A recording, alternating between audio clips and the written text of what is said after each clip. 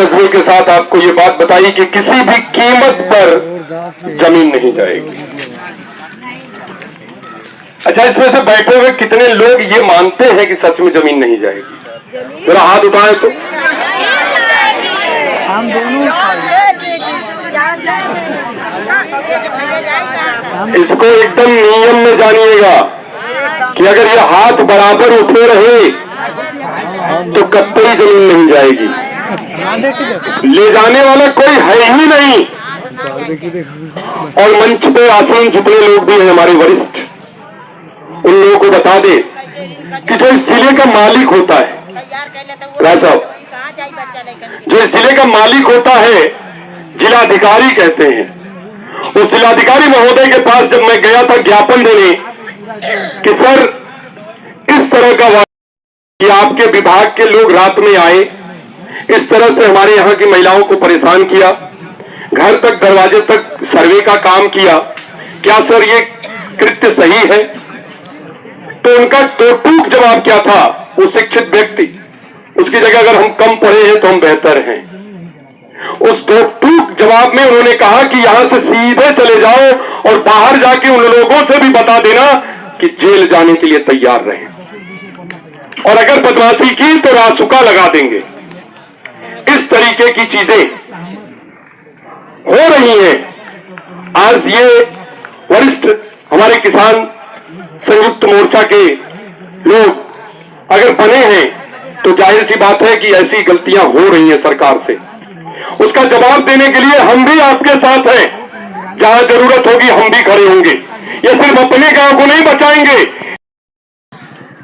रात में, उसी रात हम लोग बेफिक्र थे कि यहां से मामला वापस आ चुका होगा, बट उसी रात फिर अचानक 2 बजे, 12 बजे और 2 बजे के बीच में अचानक पुलिस बल, तहसीलदार और एसडीएम, ये सारे लोग आते हैं और घर घर तक फीता लेकर नापने का कार्य शुरू करते हैं। जनता जब चोर चोर करके चिल्लाई तो उस दौरान जब ये लोग भगे तो रास्ते में जितने लोगों को पाए ये उतने लोगों को डंडे से मारते हुए, लथेड़ते हुए भगे। उस पुलिया पर गाड़ी खड़ी थी एसडीएम साहब की, वीडियो भी है हमारे पास। इन सारी घटनाओं के साथ ही साथ अभी कल एक दरोगा जी आए हुए थे, यहाँ पे हमारे राजू भैया और हमारे बलवंत सर भी मौजूद हैं। इनसे वहां जाके मिल के लड़ेंगे। अपना भला तो सबको समझ में आता है कि भाई हमारी जमीन जा रही है तो आज दर्द समझ में आ रहा है। दिल्ली वाले में तो किसी ने टीवी पे देखा तो चैनल बदल दिया कि दूसरा देख लेते, सीरियल है ना। उस दौरान आपने इतना सीरियस नहीं लिया था जितना सीरियस आज ले रहे हैं। क्यों? वो किसान नहीं थे? वो भी किसान थे। जब तक खुद पर नहीं बीतती तब तक समझ में नहीं आता। इसी तरीके का दर्द वहां भी हुआ होगा, हमारे बगल गदनपुर में भी हुआ होगा, हमारे बगल चिगना में भी हुआ होगा। दर्द जरूर हुआ होगा। और इसी शपथ के साथ कि अब किसान बर्दाश्त नहीं करेगा, चाहे वो कोई सरकार हो, इस तरीके का वाकया कभी बर्दाश्त नहीं होगा। सरकार को भी झुकाएगी जिस सरकार का नारा आपने लगाया था। जो आज सरकार है, चाहे वो मोदी सरकार हो, मुलायम सरकार हो या कोई भी सरकार हो, उस सरकार को ये किसान जयकारा लगाता है, घूम घूम कर लोगों से कहता है कि यही सरकार हमें जीवन देगी, भोजन देगी, सब कुछ देगी। लेकिन किसी भी सरकार ने कभी भी शिक्षा पर ध्यान नहीं दिया, क्योंकि अगर आप शिक्षित हुए तो उनको पहचानने लगेंगे, उनको समझने लगेंगे। इसीलिए आपको जाहिल रखा जाता है। प्राइमरी विद्यालयों की शिकायत मिलती है, आज तक उसमें बच्चे जाते हैं जो कल बड़े होंगे, इस देश का भविष्य बनेंगे, उनके साथ खिलवाड़ किया जाता है। शिक्षा पे किसी सरकार ने ध्यान नहीं दिया, कभी नहीं। तो ऐसे में हमारे बड़े बुजुर्ग लोग आए हुए हैं, खून तो हम लोगों का भी खौलता है। अच्छा किया सरकार ने, हम तो बड़े प्रसन्न हैं, कम से कम एक तो किया। हम जाहिल पड़े हुए थे गांव में, जब भी आती है कुछ अच्छा करके जाती है। कसम खाओ आज कि आज के बाद चमुआ के अंदर, चिगना के अंदर, हसनपुर के अंदर कोई पहाड़ी कभी भी आवाज नहीं उठाएगा। आप सभी में जो उत्साह है उस उत्साह में शामिल करते हैं हमारे श्री रामराज जी को। और ये रामराज तो है नहीं, ये तो रावण राज हुआ है। ऐसे में रामराज जी को हम बुलाते हैं और इनसे हम जानते हैं कि राम का राज कैसा था। धन्यवाद। आइए सर। यहाँ पर दादा उपस्थित साथियों और मंच पर बैठे लोग, साथियों कि कल हमको चलना है। मैं सुबह आया, अपना धंधा शुरू किया और 11:30 बज गए। मैंने कहा अब अपना धंधा बंद कर देना चाहिए, अब जो धंधा करना है वो करना चाहिए। एक साथी हमारे बुजुर्ग बहुत पुराने एक गाना गाया करते थे कि अपने अपमानों का बदला चुकाए क्यों नहीं, देश दुनिया में जौहर दिखाए क्यों नहीं। साथियों 47 के पहले यहाँ अंग्रेजों का शासन था।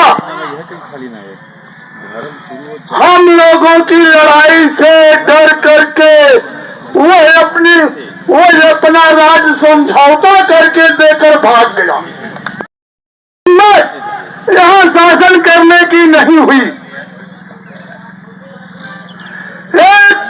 इसके बाद एक आपके सामने बहुत बड़ा मामला पैदा हुआ था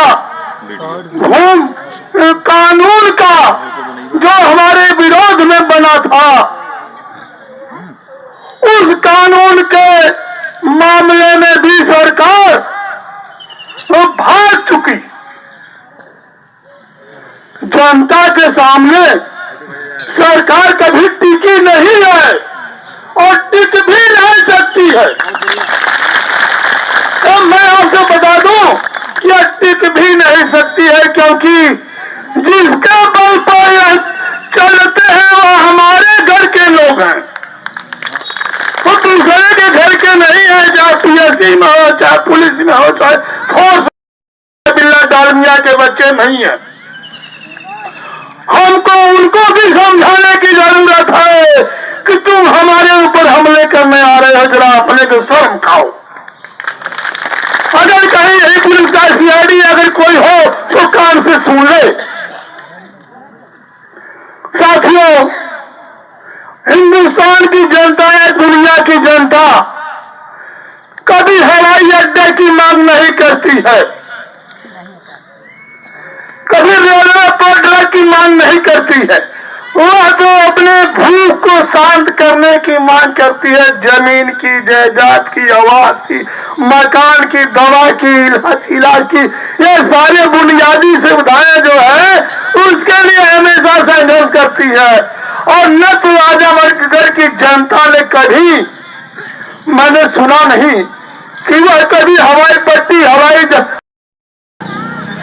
यह हमारे ऊपर जबरदस्ती थोपा हुआ हवाई अड्डा है। यह पूंजीपतियों के कारखाने के लिए, पूंजीपतियों के आने जाने के लिए, पूंजीपतियों की सुविधाओं के लिए, पूंजीपतियों की कमाई के लिए, पूंजीपतियों को देने के लिए यह हवाई अड्डा बन रहा है, जिससे यहाँ का पूंजीपति लाभ मुनाफा कमाएगा। साथियों, जब हम 6 लेन पर 4 लेन पर बिना 10 रुपया दिए नहीं चढ़ पाते हैं, हवाई अड्डे के अंदर हम अंदर भी नहीं घुस पाएंगे। पास बनवाना पड़ेगा उसको देखने के लिए। इस गरीब देश का, जिनको तालियों के साथ स्वागत करें, क्योंकि इनकी बात आपके दिल तक छुएगी। अब आप कहेंगे आपको कैसे मालूम, तो सुन लीजिए।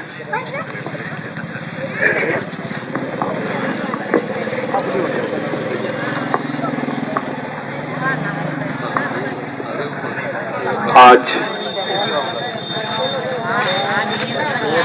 इस गांव में, जमुआ गांव में जो किसानों की पंचायत हो रही है, हमारे सभी संयुक्त किसान मोर्चा के जो साथी आए हुए हैं, हमारे जो नौजवान किसान मजदूर महिला नौजवान जो यहाँ साथी दिख रहे हैं, बड़ी खुशी हो रही है।